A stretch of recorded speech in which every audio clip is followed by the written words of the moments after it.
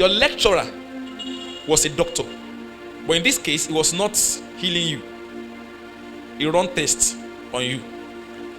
And thank God for him.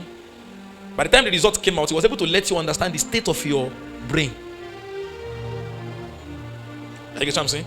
He was the one that let you know that your brain was not functioning well. Meanwhile, you tried. You read, though. But you forgot. Yeah. So by the time he grade you 40, you might be angry, but you better admit the fact that this is like a lab test. This is a test revealing my intellectual capacity. I can't see. Have you seen your brain before? You can't. The only thing that shows you how your brain look like is an exam test. And this is why you shouldn't be afraid or running away from it. When you look at your results, you know that they are working well. They are working well. And if you struggle to understand, you struggle to assimilate, then you need to be made better. Oftentimes when we hear about healing, our mind quickly goes to physical healing. And in many of the times, a lot of us will think, I'm not sick, I'm fine, I don't need healing. But is that really true that you do not need healing? The fact that you do not need healing bodily does not mean you do not really need healing. To be healed means to be made better, to recover, to be restored. So while there might be many of us that we truly need to be made better physically, there might still be many of us that there's a part of you that need to be made better, which is not even your body. Yet it is still part of you. It is you that needed to be made better, and it is not your body. Because there is more to you than your body. Somebody say, there is more to me than my physical body. Say it one more time. Say, there is more to me than my physical body. For example, there is a part of you that is soulish. And that's the part that desire a life partner. That's the part that wants intimacy. That's the part that wants to be made happy. That is the part that you need a comedian to come and minister to. The part of you I'm ministering to now, it's a spirit. A comedian cannot do that one. There's another part of you that a comedian cannot. It's a doctor that can touch it. There's no way I can touch your bone, your liver.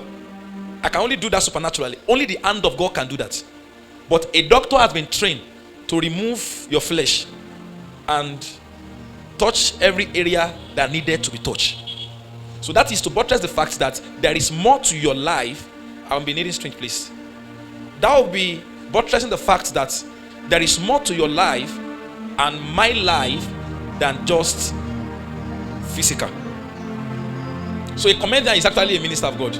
Maybe not a minister of God, but he's your minister. He's ministering to you. He's ministering to you. He's helping you. He's actually a healer. He's healing you of bitterness, sorrow of life, problem of life, are taking away your joy. Not until you sit. And that's why they charge you a lot. On the average, a table, probably 200,000, 300. Even if you say you will bring table from home, you will still pay 10,000. Because they understand what they are doing. It's beyond comedy, it's healing. They made you better. They make you to forget your sorrow. The woman that sells beer, she's a healer. Yeah, she's a healer. You walk into a beer parlor with your sorrow, and then you return back differently. You can, she can guarantee you that you will never remain the same. There's a guarantee that you will never remain the same.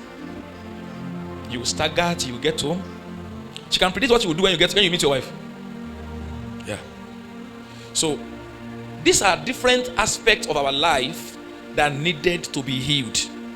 Then we go as far as talking about your academics, your business, your calling, your anything that concerns you.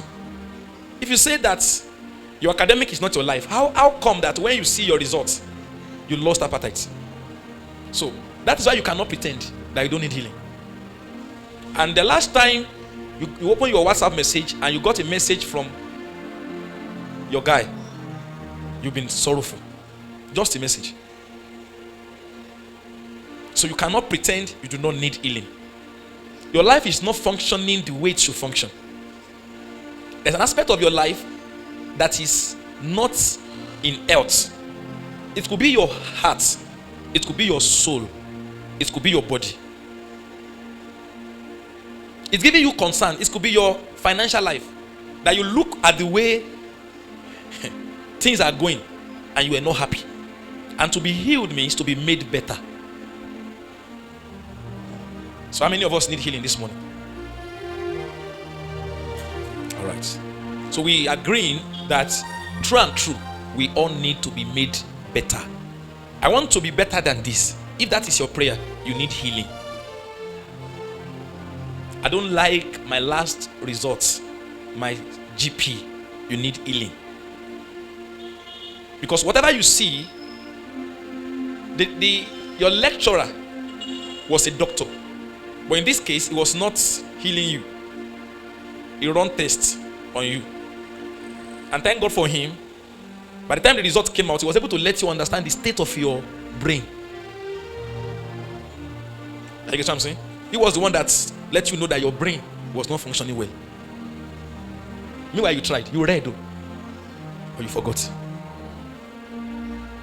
Yeah. So by the time he grade you 40, you might be angry, but you better admit the fact that this is like a lab test. This is a test revealing my intellectual capacity. I can't see. Have you seen your brain before? You can't. The only thing that shows you how your brain look like is an exam test. And this is why you shouldn't be afraid or running away from it. When you look at your results, you know that they are working well.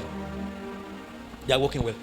And if you struggle to understand, you struggle to assimilate, then you need to be made better. You need. Or probably you couldn't engage in conversation without being angry. Little thing provoke you. At every little provocation, you react. You need healing. But this time around, it may be healing of your emotion. You are easily offended. You are the one always crying. You overreact. You cannot manage situations. You cannot manage circumstances. You cannot manage relationship. You can't manage people. And if that happens, you will lose opportunities. It's not only boyfriend and girlfriend that you will lose. Even places where you should be working, you go out of there. Because the last time you came late and your boss petition you or query you, they say, how old is he? If not that. And then you get angry and leave. And then you go somewhere else. Just in case you have realized that you've not really stayed too long in any relationship, you need healing. I'm serious. You've not really stayed too long. You've not spent 2 years in any relationship. You've not worked in a place for 2 years. You have always had a short-term relationship with people. You've not lived in a particular house compound for 2 years. You always plan to pack out every year. Most of the time, it's not the problem of your landlord. Maybe your landlord was the one who is trying to reveal something about you, the part where you are sick. I know she can be very stubborn, but God positioned her there as a lab to give you your results.